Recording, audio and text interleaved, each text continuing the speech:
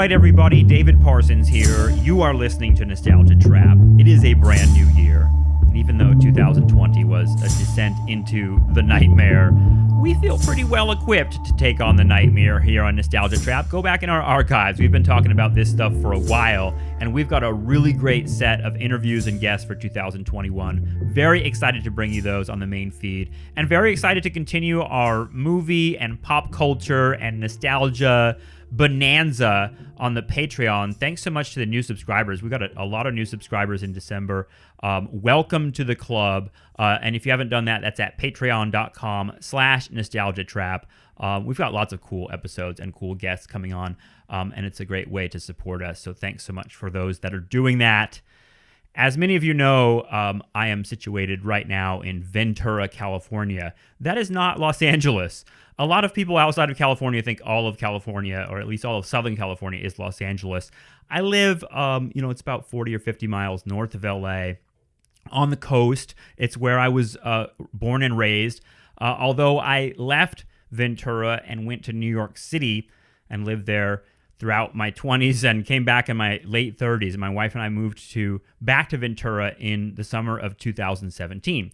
And the reason why I mention all of this is because there's this notion that Ventura, or at least, or California, LA, Southern California, has this sort of mystique in the larger culture of this place where the weather is always nice and it's just sort of a pleasant environment. To us, and especially having moved here in 2017 and what we've experienced since moving here, that couldn't be further from the truth. In fact, especially when it comes to weather, if you live in California, you are on the front lines of climate change catastrophe, specifically when it comes to wildfires. So what our experience was moving here in 2017, just a couple months after we got here on December 4th, the Thomas Fire, which many of you may have heard of. It's one of the largest fires in the history of California, maybe one of the largest fires in human history. It came right through our town and woke us up in the middle of the night. My niece, who lived in the same apartment complex as us, she came banging on our door about 1 a.m. I came outside and looked up at the hills, the same hills that I'm looking at literally right now as I look out my window. And I could tell that there was nothing but structures on fire. It was just houses. I knew that those were all neighborhoods. My eyes couldn't even really register what I was seeing. It was the middle of the night, but you could see that the whole town looked to be on fire.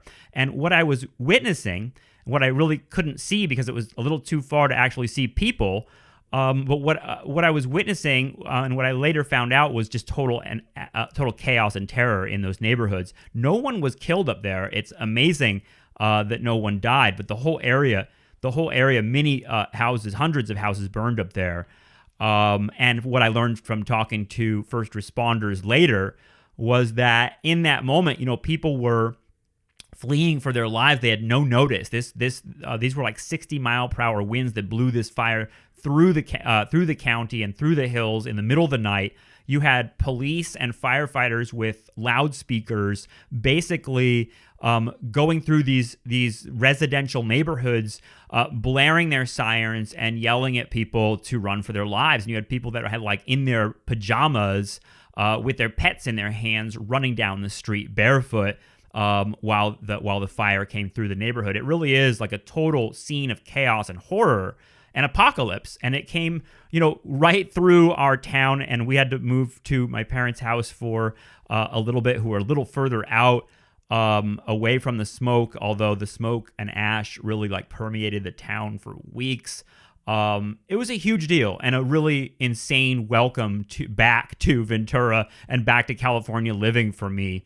And certainly a horrifying experience for my wife. And we're still, we were lucky to not have our house burned down, though we were very, very close to it. And we're very lucky to have not experienced what other people have experienced through this, particularly in places like Paradise, California, which we talk about in this episode, where dozens of people died as they were trying to flee the town stuck in traffic. These are the kind of apocalyptic scenes that are happening in California, in the west of the United States, and really all over the world. And the fires are bigger than ever before. There are a lot of different political and social and historical reasons for that. this is climate change, and we're really on the front lines of it. And so it's not always nice in Southern California. In fact, we're part of I think part of an ecological battle that will be the fabric of the rest of our lives. So my guest today is someone who can shed light on all of this stuff. I first found him through a piece he wrote for the Drift magazine. You can find it at thedriftmag.com. His name is Jordan Thomas. He is a researcher, grad student at the University of California, Santa Barbara in anthropology. And he's researching fires. And he's researching the sort of like, the intersection of climate change and the history of California and the politics here. It's really, really engaging stuff. And the angle on it that's kind of amazing to me, that Jordan shares with us, is that he's also a firefighter. He's also someone who goes up in these hills, in these mountains, and experiences what tens of thousands of people are experiencing as they're fighting this battle to really contain fires that we've never seen before. He has just a ton of information and a ton of really important perspectives, things that I think even surprised me. I mean, I was asking him in this conversation about something the left talks about a lot, like the fact that inmates are used as firefighting labor in California, and listen for that part of the conversation, because I think Jordan has some really key perspectives, particularly when it comes to like the on the ground point of view of firefighters, people that the culture likes to talk a lot about as heroes, but we don't really know a lot about, and we certainly don't support as a wider society. And that echoes a lot of what we've talked about on this program about people in the American military. We're sort of, asked to do a thankless job and aren't supported with the kind of social programs that we would expect for people that are sacrificing their bodies in this way. So this is a really intense episode. I learned a lot from it. I hope you enjoy it. And like I said, we've got a lot more great Nostalgia Trap stuff on the way. Thanks so much for the people supporting the show on the Patreon. You can subscribe at patreon.com/nostalgiatrap. Please enjoy this interview. Here is me talking with Jordan Thomas. Okay, Jordan Thomas, thank you so much for joining me. I appreciate it. Yeah, thanks for having me on, David. So I first became aware of you through the Drift magazine, thedriftmag.com, which featured an article that you wrote that, it's about fire, and it's about California wildfires, something that I've desperately wanted to understand a lot more because I live in Southern California, and it's terrifying, and it's a big part of our everyday reality, honestly. But you're someone who's studying anthropology, and as I was reading your article and then reading a little bit about who you are, you're someone who's a grad student in anthropology and also fighting fires. And I thought to myself, good Lord, when I was a graduate student, I was spending my spare time drinking beer and getting tattoos and generally wasting time. And you're out here in the mountains fighting fires. So I wanted to talk to you and unpack a little bit of that insane life. But I guess we could start with like sort of anthropology. Like, what are you studying, and how does that connect to fires? Because I think that's kind of the main thing I got from your article was sort of those connections. Yeah, well, I should clarify off the bat that I do plenty of the beer drinking graduate school stuff. So it's just there's time for it all, right? Yeah, I like to have a good time too, but yeah, I mean, one of the basic premises in anthropology, I think, is that from understanding what's happening on the ground level, you can kind of get some valuable information for helping you understand what's happening in society at large, which is kind of the approach that I'm taking for wildfires and climate change. That by putting myself on the edges of these climate catastrophes, I can hopefully learn some things about how our society is handling climate change and how it's handled at the personal level as well. And kind of speak to those issues and help society and the public understand what's happening from a more complicated perspective than these libs mismanage their or let's like the climate apocalypse. Yeah, when you were first getting into like thinking about being studying climate change and studying it, using the sort of methodology of the discipline of anthropology and things like that. When you started off with this, were you connecting it to California wildfires specifically, or is that something that comes later? No, that actually came later. So I've been an environmental anthropologist for a while. So studying how people's cultural systems influence the environments that they live in. And this all actually started while I was a grad student doing some research in Latin America, looking at different forms of land management and specifically the use of fire in land management, and just the amount of factors that the local burn experts would account for to make sure that they produce the right kinds of fire to benefit the ecosystems. And then I moved to California to continue with my PhD, and basically saw similar trends in a different way, where there's this massive sort of confluence of our society managing our forests in a certain way that also influences these huge fires that emerge. And this like back and forth between our society's just treatment of the land, and then the fires that emerge in these situations. They're trying to kind of piece this all together. Well, I think that's something that a lot of people, and I include myself, don't really understand, which is, we sort of think of fire as just, I'm thinking of Saturday Night Live. This is an old reference of fire bad, like fire is just bad. But it seems like what you're sort of studying and thinking about historically is like how fire fits into the ecosystem, and not only that, but fits into a sort of like tending of the land that isn't really a practice that we've continued, and maybe that explains the wildfires. Is that part of what's going on? Yeah, I think it's really important to recognize that a lot of California's landscape is pyrogenic, meaning that the ecosystems evolved with fire. But an equally important point to recognize is that these ecosystems evolved with certain kinds of fire. And these kinds of fire are not the kinds that we're seeing now. We're seeing larger, more intense fires than we've ever seen in human history in California.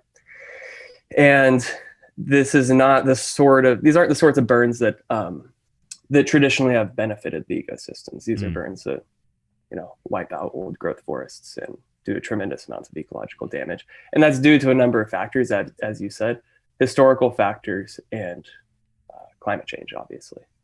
How is fire have been used historically to sort of in different ways than we use it now? Like you mentioned fire as part of like an agricultural practice, and I know a little bit about that sort of connected to indigenous people and that sort of practice being wiped out at some point by imperialism, and that seems like a part of the story of California that we don't talk about as much. Is a sort of like we talk about the indigenous people here, and they're present in a cultural way, and you see the sort of like remnants of Spanish colonialism with missions, especially in Santa Barbara. You see that everywhere. But can you talk a little bit about that? Like, what was lost with the fire practices? Because it seems like there were fire practices before that existed before colonialism, and afterwards, what changed? Yeah, so this is something that really drew my interest about like 6 months ago when I came back from a fire, and there is a big symposium happening over Zoom with international scholars discussing how fire suppression and all these different places around the world has influenced the fire regimes that is now being pushed over thresholds by climate change. So there are scholars from Lebanon, Algeria, all over the world discussing this similar issue. And fire suppression really emerged around the colonial period as a way to disenfranchise populations that relied upon really lived off of the land in different ways.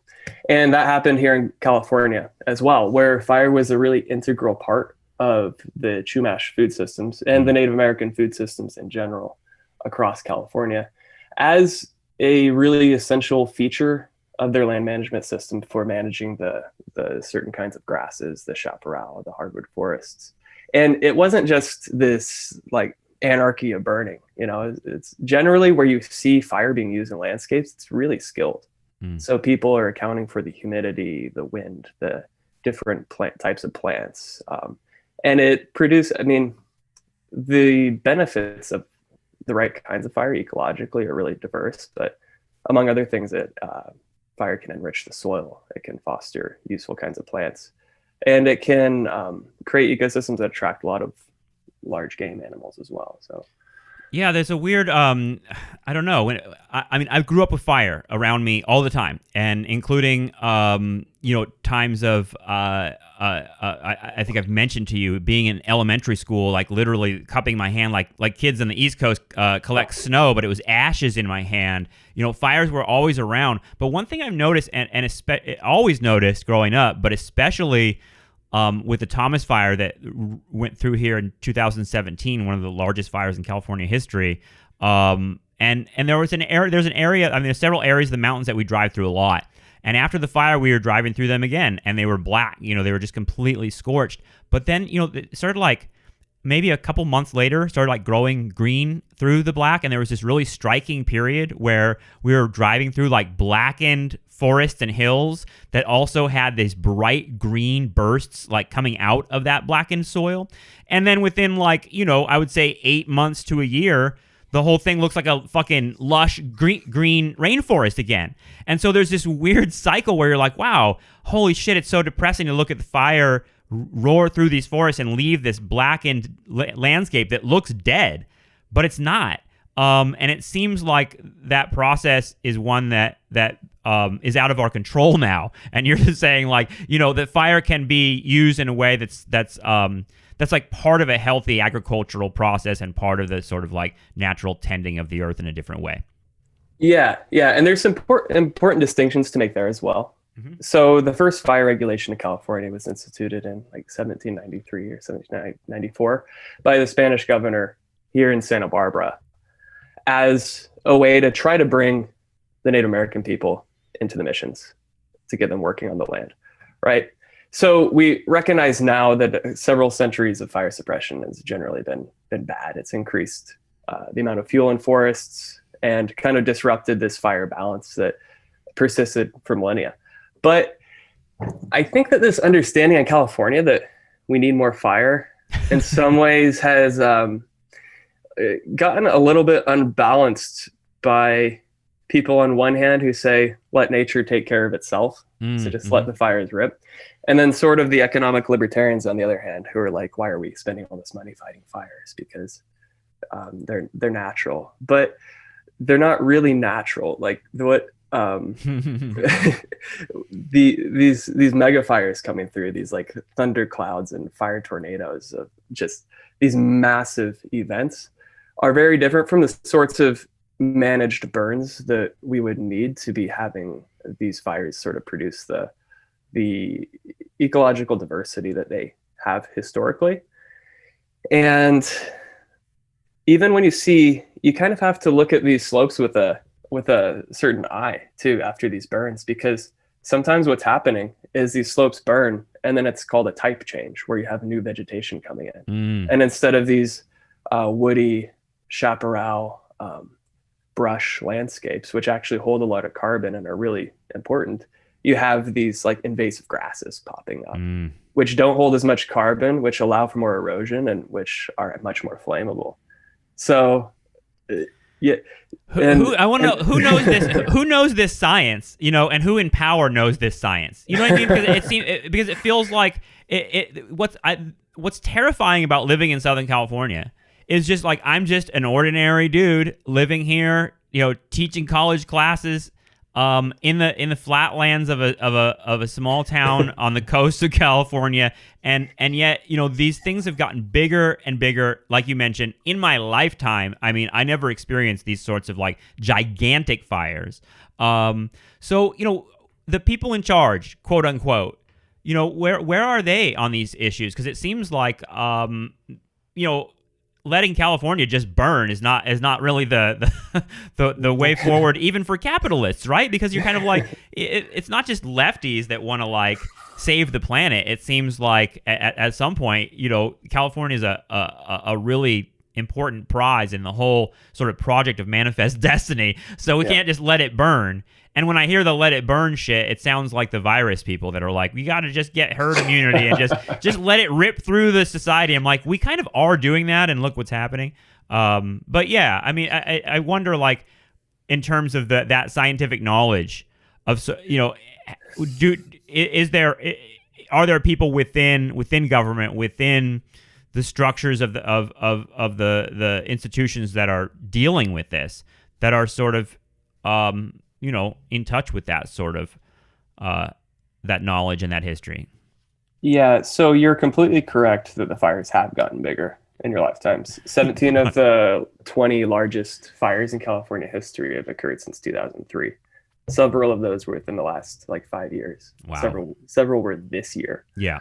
So yeah, you're entirely correct there. And I think that this is a really good example of just not aligning policy with science, because the science on the necessity for locally managed burns in locally appropriate ways we've really known that, like the forestry side of that, since like the 80s, and it just hasn't been implemented for a variety of reasons. What are those reasons? Do we know? Yeah, so I think again there's a good kind of COVID allegory here, where the political cost of doing a prescribed burn can be a lot higher than the cost of just letting a fire burn and then coming in and being the savior with your big airplanes and helicopters. Because if you do a prescribed burn, you're not guaranteed that a big burn would have actually happened there. So then if the prescribed burn gets out of control or makes the local community uncomfortable, or as has happened, people file bills to the Forest Service for needing to get a car wash because there's some ash on their cars. Wow. Like from a local level and from just the way our political system works, it's a lot harder to do these like preemptive strategies than it is to just like fight the catastrophes that's happening, which I mean you can kind of see with like from a public health perspective as well. It's a lot harder from a political standpoint to put all the money in at the beginning to try to keep a pandemic from happening, even though it's way more expensive in the long run to have to deal with, something ripping through our society like this. So. Well, I mean, let's talk about who the guardians are. Who's fighting these fires? Because I mean, it's weird because in our culture, and we can definitely talk about this because the connection comes up a lot in my mind. Is sort of like the people that are on the front lines of fighting fires are hold a similar place in the culture as like American soldiers at war, where there's a sort of like lip service to heroics. At the same time, there's really not a lot of attention paid to what the real sort of life of these people is like, and the work they're doing, and the costs of it. There were one of the things that I found stunning in your article is that at one point, there's like 14,000 firefighters actively fighting fires in California. I'm like, this is like war. This is like groups of men tromping through these really intense environments and facing danger beyond belief. First of all, can we talk a little bit about sort of like how fires are fought in California, and why the hell you would want to be a part of that process? Because it sounds really, really hard. And I don't think a lot of people know exactly what that's like. Because we see what you mentioned, the pyrotechnics and the amazing YouTube videos of these like fucking giant airplanes dropping. I mean, you talk about war, bombing from the sky with chemical agents and defoliants and water and whatever they're dropping. And I'm sure you know more about that than I do. But there's also the grunts on the ground that are doing work, and that's sort of where you're at. So can we talk a little bit about what that process is like? Where are these firefighters coming from? Because it seems like a big operation that is not really understood in American life very much, just like war.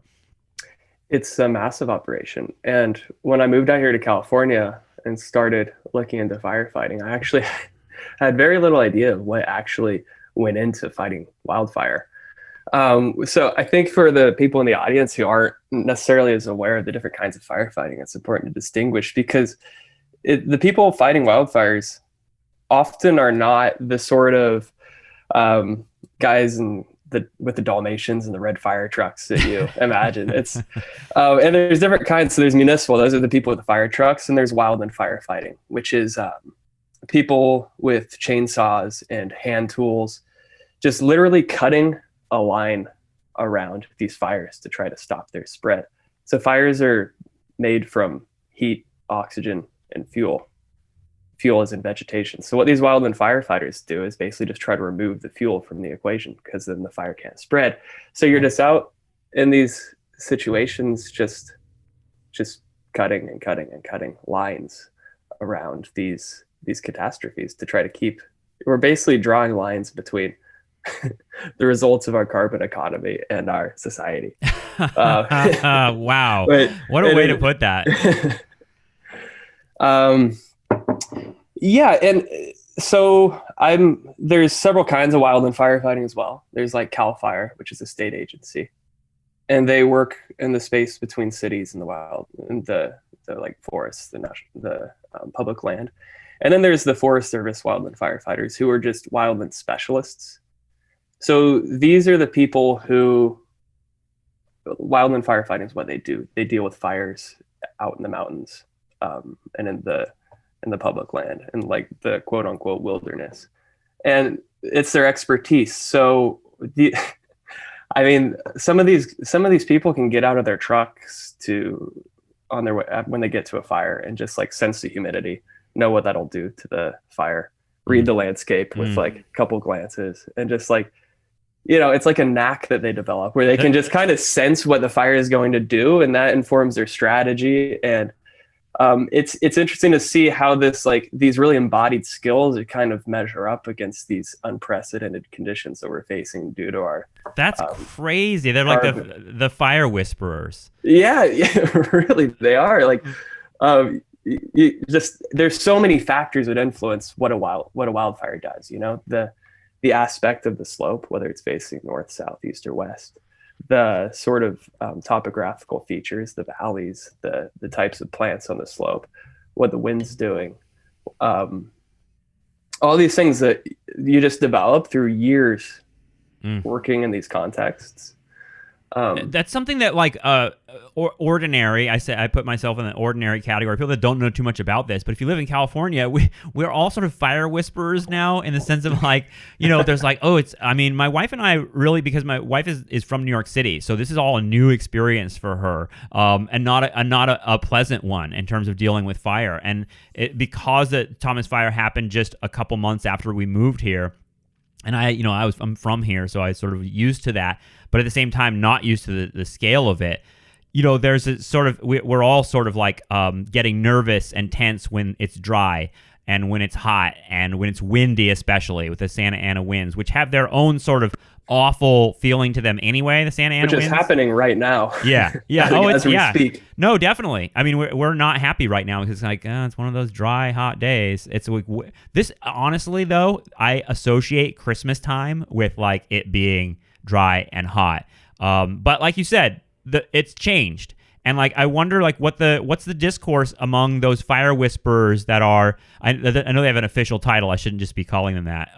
But these people that are, in these positions of sort of mapping this stuff out, how is the strategy changing? Are they thinking like we have to radically change the way we fight these fires? Or is it just kind of like, let's use the strategy that we've always used and just pour more on it?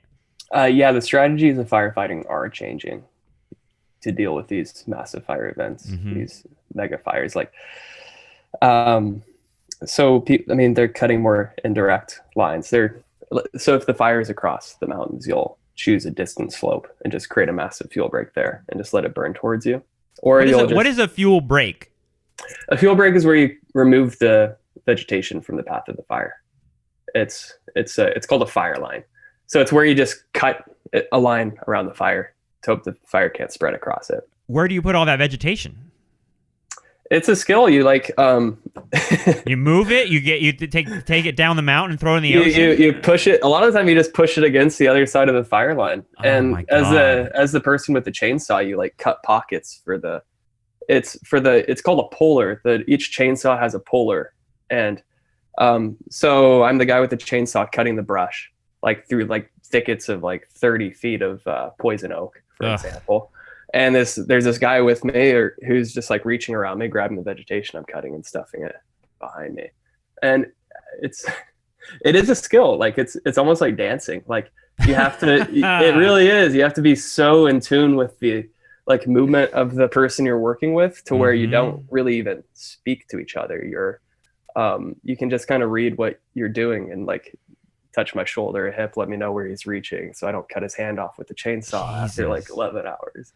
Doesn't it seem I'm like overwhelming? Like I'm just this one guy chopping through the brush, and this wildfire is the size of the whole fucking state. Is it just like it's just the sheer amount of people who are doing this that the hope is that that work adds up? Because it seems like that's really, I mean, I wanted to hear about that too, because it seems like really tough physical work. Like the physical elements. I mean, I've mentioned it to you. My brother's a firefighter, and I grew up with stories. He's older than me. I grew up with stories of him actually, going to the hospital after dropping unconscious during training, during real fires on the hills, from heat exhaustion. And we were worried about him all the time because it seems like running a marathon or something. It's like really intense work. Yeah, so I'll touch on a few things here. I think that's one thing that really stuck with me, like in a visceral way, from this work, was just how immense the task is. You're just on the edge of this massive fire that is one fire out of like hundreds of massive fires in California at the time, which is just one speck of the amount of fires burning globally that don't even hit the news because California is such big news. But from Siberia to the Amazon to Indonesia this year, there are just unprecedented wildfires. Australia too, right? Australia, like unbelievable, yeah. And I always pay attention to that because again, like the people that live in the fire areas, we're in this story. Like we're at the front, like of climate change, whatever you want to call that. We're in it in a way that people that don't live in these areas are not. And I think I'm not sure there's a larger discourse about how fucked up fire is and how to control it is around the world. Yeah. So in these other areas, it's actually a similar phenomenon where these ecological baselines are shifting so that people who have traditionally used fires sustainably to manage their land are facing unprecedented ecological conditions, which kind of make these fires explode in a lot of ways, like droughts in a rainforest. It's like, it would have been an oxymoron 50 years ago, but it's like common now. But yeah, zooming back into the fire line, it is like the caloric equivalent of running a marathon about every day during these intense events. And just to put it in perspective, I'm actually trying to train for an ultra marathon in the mountains to get ready for next fire season. Right. And you're doing that in unprecedented heat waves, carrying like a 25-pound chainsaw going on mountains.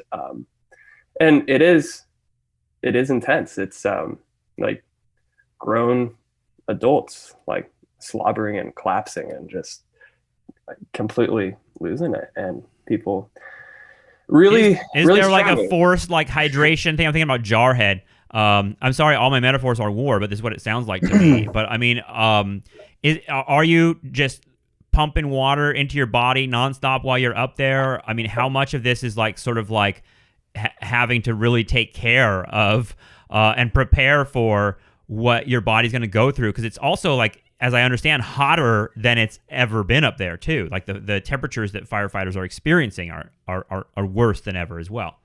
Yeah, let's get back to that war metaphor later, because it's really interesting because it is really prevalent and has actually shaped a lot of the fires, actually, just perceiving it this way. And I think there's a lot of parallels we can draw there. But yeah, I drive my girlfriend crazy because I pee so much, because I'm just constantly pumping fluid through my body. And it is like but it is part of the job. And you actually have to carry, well, I didn't, but luckily some people in my crew had like salt pills and extra hydration things to replenish. But it is like, but at a certain point, there's only so much you can do. This summer, the coastal mountains reached temperatures that are forcing the meteorologists at UCSB to buy new charts to track the temperatures because they're literally off the charts. They're having to create new metrics to measure the temperatures because they're so high. And there are people out in these conditions cutting fire line. And I mean, yeah, it's really hard work. But I think there's also this perspective of these like grim people marching to their destiny to like serve society. Yeah. And Yeah. honestly, one thing that I noticed about the job too is that is one perception that really just I guess, to be honest, like when you're taking a break, people are joking around and laughing, and that's what I'm curious about, and like kind of gallows humor and stuff. But it is like everybody is suffering together, and you're working in a team, and you're kind of facing this big task, and there's a lot of like humor and laughing and just like joking around, and good times that happen there too. It's not necessarily like a bunch of like apocalypse warriors like facing their dude. No, I mean, I assume, and that gallows humor, honestly, my brother, experiencing going to the firehouse when I was young, and like firehouse culture, very like very family like, very prank driven, sort of like really funny guys. It reminds me, honestly, like, I mean, it's a sort of like working class attitude, it seems like, in some ways, right? Like the sort of like being on a factory line or being in the trenches. Yeah, from what I read about that stuff and from what I've experienced about that stuff, it isn't like this grim Hemingway novel sort of thing. It's just people joking around and making it. It's primarily like, I mean, I imagine, first of all, I want the audience to understand sort of where is this population drawn from? Because I mentioned my brother. I think he had an experience of firefighting that's maybe different than how people get into it today. Like what draws people, and I assume it's predominantly men, but what draws people into doing this? Because I feel like we hear lots of stories about the different types of people that are fighting these fires. So who are they, and do we know? Yeah, it is dominantly men. And I should note that there are some kind of internal culture shifts happening where there is a lot of discourse about the need to bring more women and other people into the Forest Service. I walked into a room, like a battle room full of senior firefighters discussing how they were going to like handle this fire. And I heard one of the leaders say, there are 30 men in this room. That's a problem. So that I'm happy to see that, but in general, yeah, I'm going to start with just saying that most of the firefighters I've talked to, this is like the favorite job, the best job they've ever had, they'll say, and they really love the work. Mm-hmm. And I think part of the reason for that is because it gives you a community, an ability to work outdoors, and a paycheck, and those are three things that are really hard to find in society today. Yeah. And there's a sociologist named Matthew Desmond who wrote the book Evicted, which was a Pulitzer Prize winning book, but he got his PhD researching wildland firefighters. And he noticed the same thing in his book, but he kind of goes a level deeper and makes the point that studying risk taking is really in a lot of ways studying inequality. Whose lives are worth protecting and whose lives are worth risking to do the protecting. And even when you have people who really enjoy these jobs, if you kind of look underneath that, a lot of that is a reflection of these like dire economic circumstances in our society. I mean, this might be a wonderful job because you've been working in a warehouse for minimum wage with terrible health benefits or something for the last like 5 years, or bagging groceries, or kind of doing this just like horrible drone work that's like a signature of the American working class right now. And from that perspective, yeah, it is a nice break from that, but there are these like just kind of deeper factors as well of our society that are reflected Yeah, in the book. for sure. I mean, one of the stories that I feel like the left pays attention to a lot, if there are memes and there's stuff about California firefighters and California wildfires, it's about inmates and inmates being part of programs that are described in various ways. But do you know anything about that phenomenon? Because it seems like something that is a big part of. In other words, it's like it is a grunt job in some ways. You know, it's it's the work with that exactly. I mean, that your idea of like tracking inequality through risk taking and the type of jobs that people take. I mean, this is a really risky job, despite the fact that it's outside and you're paid and everything like that. There's still this like really intense physical price that you pay in a job like this. So you're describing the situation where inmates help fight fires? Yeah. Is there a sense that like we're like in any other industry, the desire is to like put people that are expendable on the front lines like that? Yeah. So I don't want to get myself in trouble here because I can only really speak anecdotally. But while it is a risky grunt career, it's also a like highly skilled profession, as we were talking about. You need to learn a lot of things to be able to fight fire well and safely. And from my experience, most of the inmate firefighters are really happy to be out doing the work and leave prison with a skill that they can make a career in. So I think from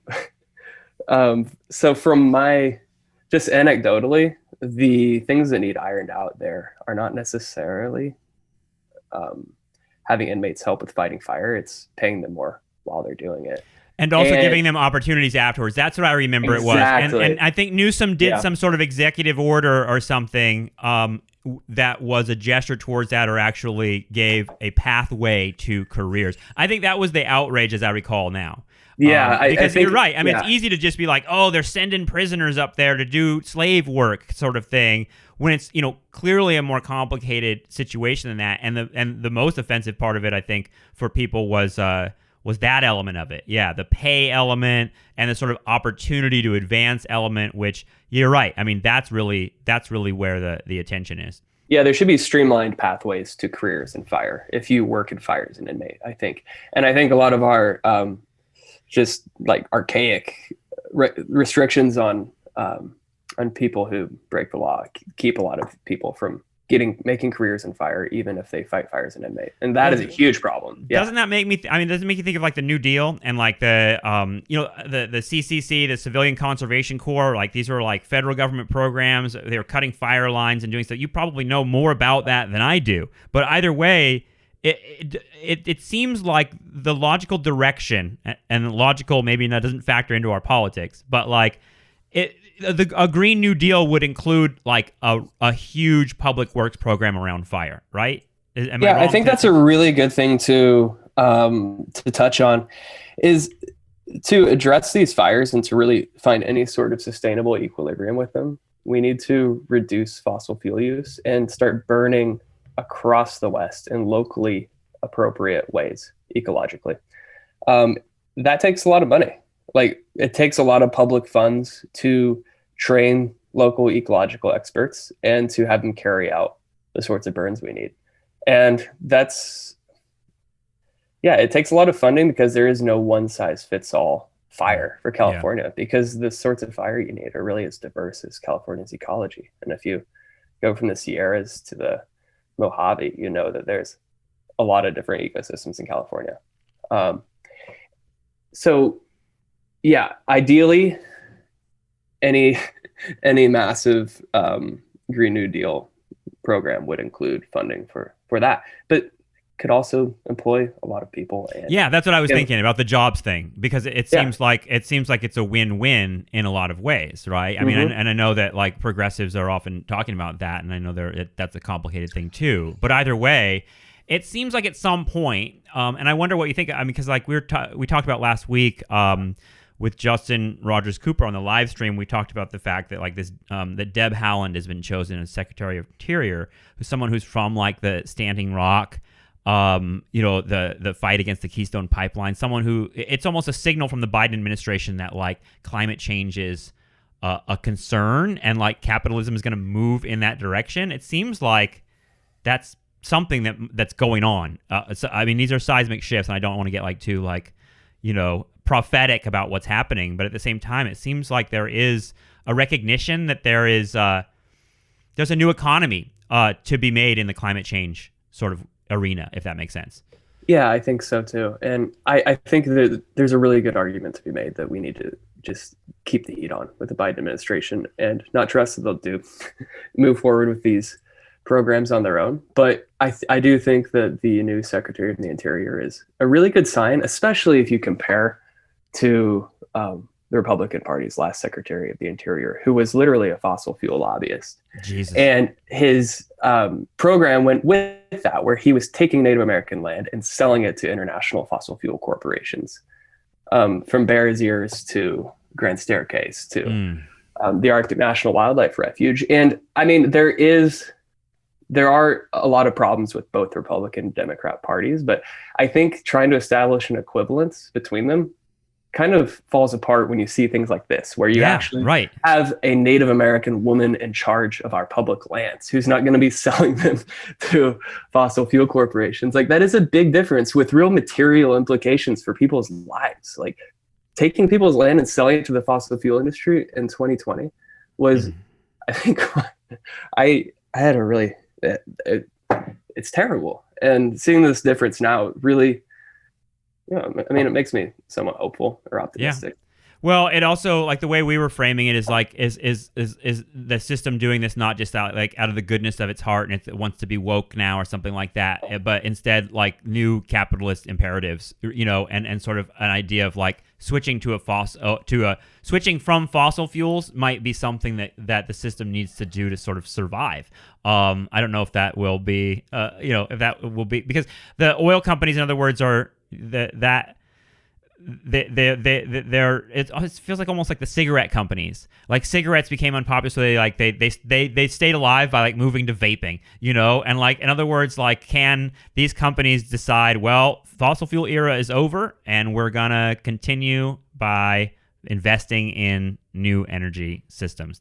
I'm thinking about like Elon Musk and shit like that. Like, it is a story, you know what I mean? Like, it is a gather the like new, like the new, I mean, I guess the question that's been a question in my mind since like I first came online with this stuff with the war on terror, probably in like 9/11, was like, will we witness the switch from fossil fuels to some other energy in our lifetime, and what will that look like? Because I always conceived of it as just total collapse, but now I conceive of it as something like different, that it's like that there can be an economy that sort of like actually transitions. Yeah, I think that's something that should start being emphasized hard by people on the left, is that there's really nothing more practical than phasing out of fossil fuels. And I think somehow the fossil fuel industry is like tied itself to this idea of capitalism, while renewables has been tied to this idea of like anti-capitalism, which seems like it is just, I think a lot of the different kinds of capitalism that are possible get brushed over in this debate. Yeah. And like the fossil fuel industry is a centralized, monopolized, subsidized industry. It doesn't even fit well with like the traditional idea of capitalism. It's just a sort of political power that allows it to somehow be maintained in spite of these tremendous ecological, humanitarian, and economic costs. And there's kind of like this false pragmatic like tagline that gets tossed around a lot on the right, which is that the costs of phasing out of fossil fuels would be higher than the costs of climate change. And I think this kind of treats the situation as a light switch. Like, either climate change happens or it doesn't, and we either have fossil fuels or they don't. But like, the scientific consensus right now is that we need to keep warming from happening more than 1.5 degrees.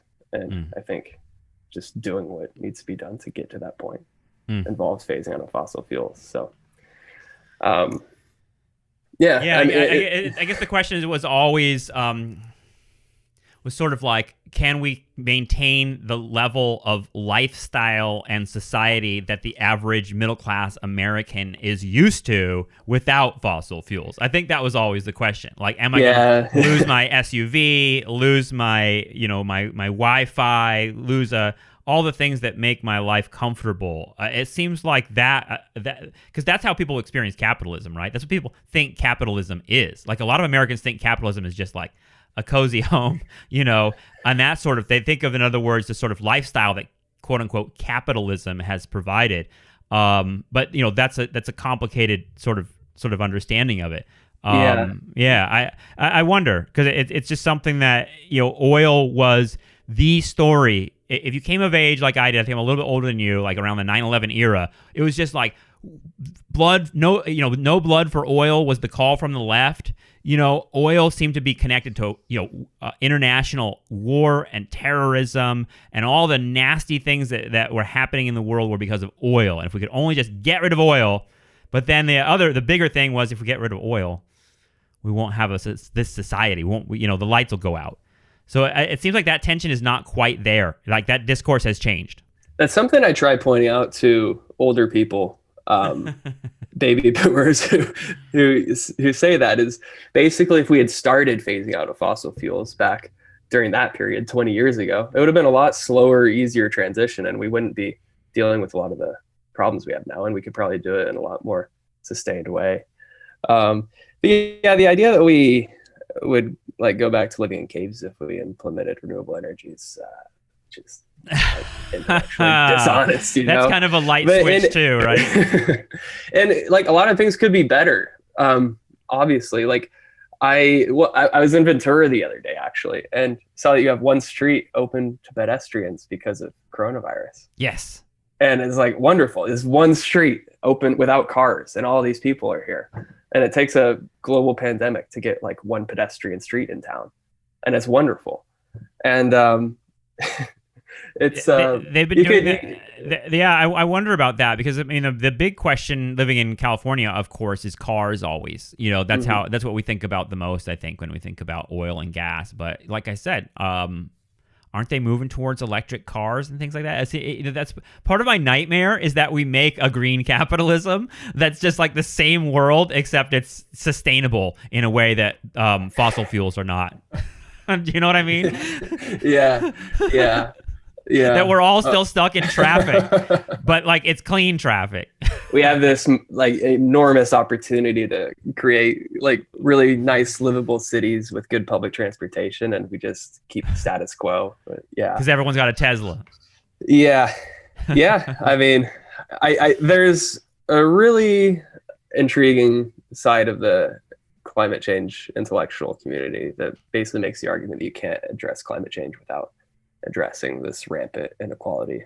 So yeah, right. I mean, if that's true, then hopefully not. And I think that there's a reason that that's basically written into the Green New Deal framework, is climate justice, is trying to lift communities through these policies. And yeah, it sounds like a big task, and it is, but there's really no limit to how big California's fires will get if we don't address climate change. Well, I wonder about the future. And, like we said, people get into all sorts of when events like this, whether it be COVID or wildfires, bring people to weird politics and all sorts of conspiracy theories and stuff like that. But at the same time, one of the things that who's someone who's, I don't consider a conspiracy theorist at all, who's written about the fires quite a bit, is Mike Davis. And despite the fact that I don't think of him as a conspiracy theorist, I think of him as someone who has a very gloomy sort of outlook on things. And one of the articles that I remember from earlier this year, maybe last year, maybe it was a couple years ago now, his article about the Malibu fires, or fires in Malibu, where he's just like, let Malibu sink into the ocean, let it burn, because it was a fucked up idea in the first place. In other words, Davis has this idea that, like, especially around Los Angeles, he writes about LA a lot, and he said, like, LA was built into these areas where we shouldn't have built civilizations. In other words, he's sort of like anticipating this sort of reckoning around like hundreds of years of infrastructure policy, housing policy, etc., into burn areas. And that's sort of like his outlook, is that this is sort of the wildfires in California are sort of a reckoning on California's history, if that makes sense. Yeah, I think that that is gloomy, but I think that there's a lot of truth to that. I mean, fire suppression began as a way to suck local populations into the capitalist system, and it's perpetuated as a way to protect the private property built into this capitalist system in places that are ecologically supposed to be burning. Right, so, right. Yeah, I think there's some truth to that, but there's also, I think, I'm just trying to think of like the possibilities. So Greensburg, Kansas is this little town in my home state. They got completely wiped out by a tornado, completely like leveled. My friend came out of his basement and looked around and could see the horizon in every direction. Wow. And with federal assistance, they rebuilt that town in a way that produces more renewable energy than they can consume. So they're actually selling energy back to the grid and using that excess money for like public programs. So when we have these massive catastrophes and it really messes up our infrastructure and we need to rebuild from it, hopefully we can start rebuilding in ways that are better for people than they were before. I guess that's the optimistic approach I have. And the other side of it is we'll just keep seeing more and more money dumped into these climate catastrophes until it eats up a high enough amount of our GDP that we start seeing sorts of collapse. Well, I mean, it seems like one thing that both COVID and the fire are producing is like sort of like lessons, lessons about capitalism, lessons about history, lessons about the way we relate to each other. Even your story in the Drift magazine and in the LA Times, you did an editorial in the LA Times. Both of them are sort of touching on that. The sort of like it seems like you're looking for connections between all those things, right? It's sort of like history, climate change, firefighting. I wondered if you could maybe talk a little bit about why, because you're primarily a scholar. I think of you as someone who's studying these things, and I don't know what career you're heading towards or thinking about as you're in grad school during this tumultuous academic job market, etc. But I wonder if you could speak a little bit about that, like sort of what is the connection between being a student of anthropology and climate change and being a firefighter? Because it seems like your desire to sort of touch the fire is part of this. Yeah, I can't remember who said this, but a wise man once said, I love it. You should start your dissertation with that. Yeah, far that gets me. But these massive cataclysms expose ruptures in society that have existed all along. And I think you can learn a lot about society by placing yourself on the ground level with these things. And by putting myself on the ground level where people's lives actually depend on their ability to predict what fire is going to do in these unprecedented conditions driven by climate change, I think in some ways can reach into these spaces where we as a society are dealing with unprecedented conditions and pushing our planet into an unprecedented zone. So there's that from a broad perspective. And then from a closer perspective, I'm just interested in the people who try to manage fire in these contexts and how they wrestle with these literally absurd conditions we're in. From different levels. I'm working with firefighters, but I'm also working with fire ecologists and fire modelers, and basically just looking at how they try to create knowledge in these unknowable conditions. I'm interested in that part of it. That's sort of like that there are, sort of like there are different elements of this fight, and I'm imagining even, the war metaphor of like, the generals throwing the map on the table and like mapping out where we're going to go. But where's that population drawn from? Those fire ecologists, and are those people that are coming from, firefighting, and being at that level, or are they coming from colleges and universities? Where is this expertise being sort of picked up? Yeah, most of that expertise comes from universities. So from people studying biology or botany and other things. And it's interesting kind of seeing these groups trying to work together because it's such different cultures. Right. The firefighters and the ecologists, and then the fire modelers are basically like mathematicians who They're geographers who do these complex equations with the data to try to predict what fire is going to do in the far future.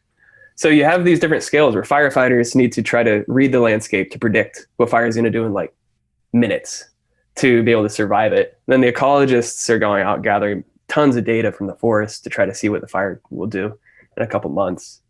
And then the modelers are using these complex equations to try to see what the fire is going to do in the future. But in each of these situations, they're dealing with completely unprecedented conditions where the environmental baselines are just off because we've filled our atmosphere with carbon. And there's been, I mean, I wanted to sort of communicate the weight of this to people because it's so bodily. This was the wearing masks because of COVID is the second time my wife and I have been purchasing and wearing masks since we moved to California 3 years ago. So we're wearing masks 2 different times for 2 different massive, sort of ecological, environmental scenarios. So there's that part of it, but there's also the fear that my wife especially feels because she's not from here is of death, is of like running from fire and dying in fire. And part of that is because we know that we watched the Thomas Fire in the hills. It was literally blocks away from us. We had to evacuate our house. Our house was fine, but the people in the hills were literally running out of their houses in the middle of the night as this fire swept through like a hurricane. And this was like 1 or 2 in the morning. And from what I heard from a firefighter I spoke to here, the police were up there with like loudspeakers just yelling at people to get out of their houses, and people are running in their underwear with their pets down the street. And I don't know how they didn't die. And no one was killed here in Ventura, but in Paradise, that fire, 43 people were killed on a road as they were just men, women, and children. This is like, this is war shit. This is like unbelievable carnage of people running for their lives out of their cars, and they died in their cars, and they died running up hills. And firefighters are facing this. Can you describe a little bit of that? Because I'm surprised often at like how few firefighters have been killed, but we've had some really bad tragedies, including, I think there were 9 very young firefighters that were killed in a fire here in California maybe 4 years ago that were sort of trapped. It's a morbid thing, but I think it's an important part of like people understanding how insane and important this is. I don't want to get too dark, but I do want to.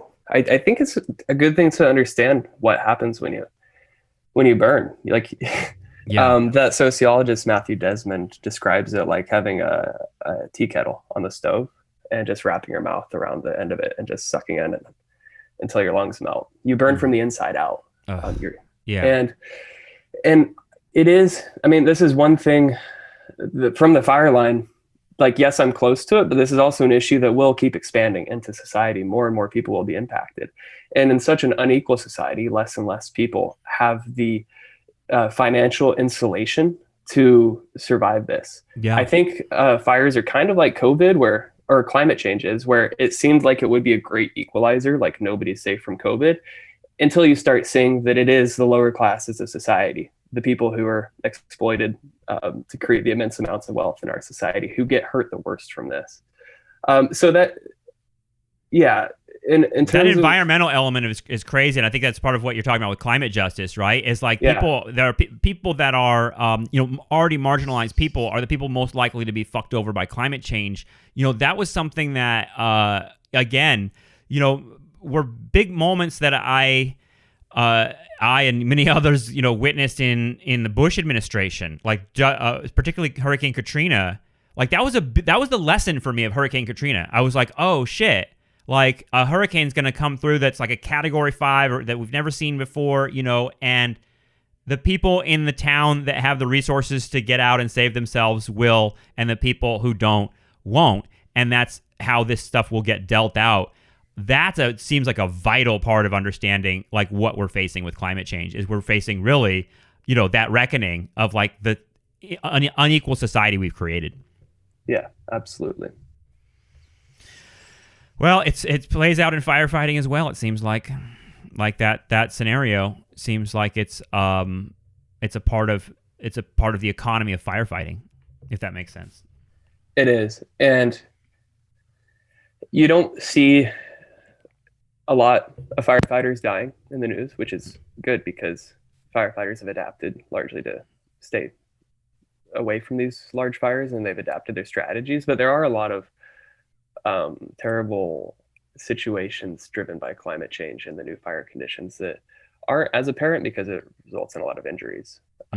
So about 10 miles from where I was working this summer, a crew of firefighters got overtaken by a fire that was behaving in completely unprecedented ways because of the unprecedented heat wave driven by climate change.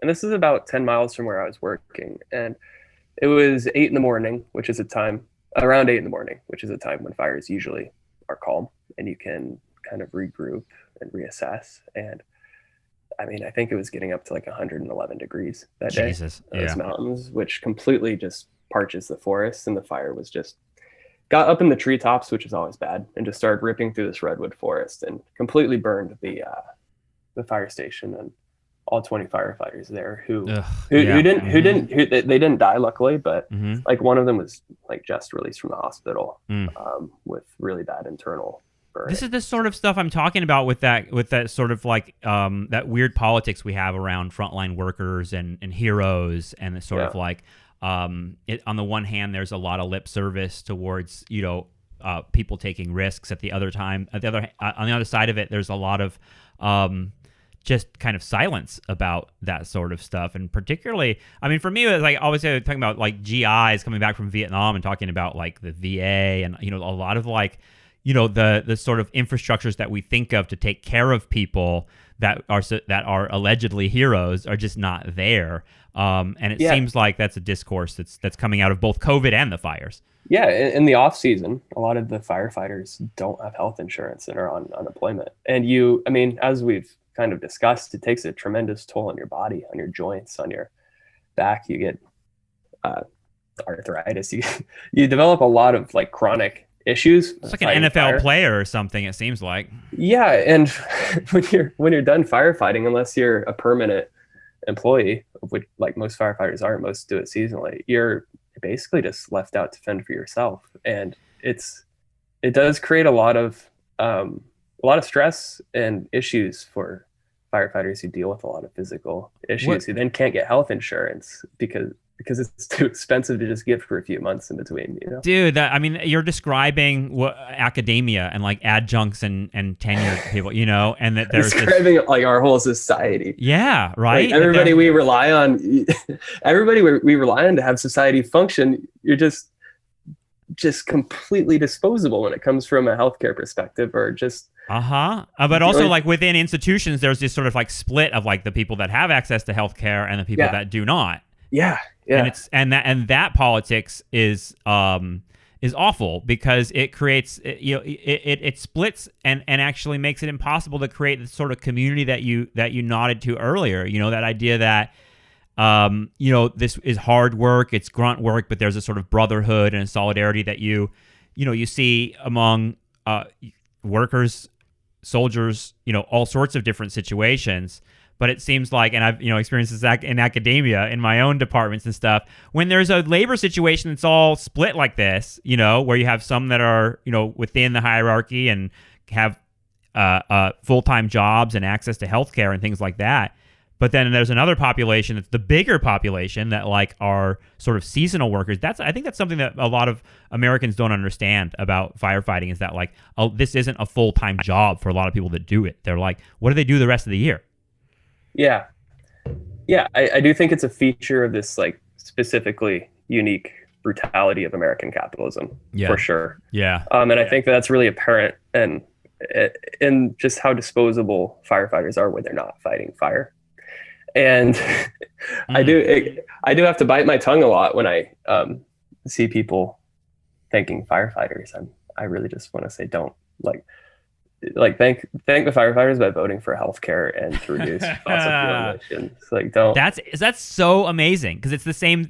I teach at a military base. I talk to veterans and active duty military people all the time That thank you for your service stuff drives them crazy. It doesn't necessarily make them left wing, Same. Right. Like a lot of people, there's a culture of just, I think it's partly what you're describing is a culture of people that feel like they are doing things that the rest of society doesn't understand and is sort of split from. Like, in other words, there's that alienation. And I wonder if that's in firefighters as well, the sort of like feeling of we're sort of on the front lines and everyone's saying thank you, but at the same time, no one really gets what we do. Yeah. And I think it's a demographic that has largely been abandoned by,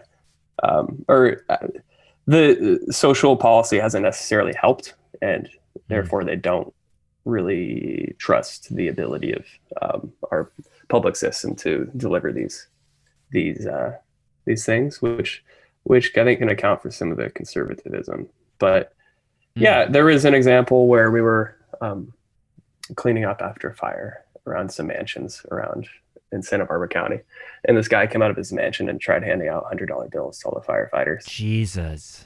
And we're basically just have to say, like, sorry, can't take your money. Just please, like, keep paying your taxes, because that's what funds this whole program. Because this could be the same person who then goes and votes, for like the economic libertarian thing of like cut all taxes, which then goes towards cutting these people's like basic livelihoods and ability to stay healthy. And I want to puke thinking about that guy handing $100 bills, some rich douchebag handing $100 bills to fire. That's unbelievable, dude. And it really, honestly, doesn't. I mean, what a story to end on, because it like captures so much of what we're talking about. The paradoxes of American society. That's right. Yeah. And class, dude. Like class and climate change.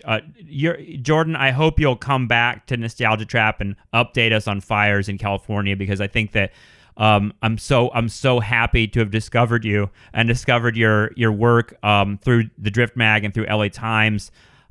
Because you're sort of a person that's on the front lines, but also approaching it like an academic, and that's part of what we're doing on this show, is sort of trying to frame the intersections of like what's happening in the universities with sort of the outside world. I mean, that's been my sort of problem with academia forever, has been like we're too insular, and it seems like that this. When I hear that the fire ecologists are coming from the universities, I'm like, fund the universities, right? Like it's like it seems like a obvious thing, but in order to like really deal with climate change, we're gonna need smart people from like a variety of different places, and that doesn't mean just the university. But I'm so happy to hear that you're working on this stuff, because it seems like really vital. And just from a personal perspective, I'm really happy that there are people who are, actively trying to figure this stuff out, because it seems like that if I'm going to live in California for the rest of my life, and I don't know if that's true, this is the story. This is the story that we're going to be involved in. Yeah, well, thanks for giving me a place to come talk about this, because it is a story that has a lot of different angles, which are really good to dig into. And it's really nice being able to talk to you about this stuff. Cool. Thanks, Jordan. I appreciate it. Yeah, and The Drift is a great place to write about this, and hopefully whoever's listening to this podcast can get on there and read some of the articles. Yeah, I agree. And I wouldn't have found you or this story without the Drift Mag, and I think it's worth pointing out that a lot of these types of perspectives, particularly sort of connecting the politics of whatever we call capitalism to climate change, to left politics, to the stuff that's being studied in universities. You don't see a lot of publications covering these sorts of angles, and so I'm glad for the Drift and others that we try to promote on Nostalgia Trap, because it's such a fucked up discourse about this stuff. I mean, we didn't even get into all the like conspiracies about Antifa causing the fires, etc. But yeah, it was just really, really important to me to sort of communicate these connections to listeners, because it's like I think that these things are often sort of put in like different buckets, especially like even on the left. People are like, well, you're a climate change person or you're not. Well, it's like you don't get to really sort of segregate that stuff. It's all one thing. Exactly. Thanks, Jordan. We'll talk to you soon. All right. Thanks, David. All right, I think that's going to do it for today. I want to thank my guest, Jordan Thomas. Had a really fun conversation with him. Learned a lot from that, and hope you did too. We've got a lot more Nostalgia Trap stuff on the way, including great movie and pop culture episodes you can find on our Patreon at patreon.com/nostalgiatrap. And thank you to our new subscribers. Really fun to watch that grow. And if you haven't checked out our live stream, I am live sometimes just by myself and sometimes with guests every Thursday at 1 p.m. on the Nostalgia Trap YouTube channel. I'm sure you can find it every Thursday, 1 p.m. Pacific time. Come by, say hi, join in the madness, and thanks so much. We'll talk to you very soon. Bye-bye.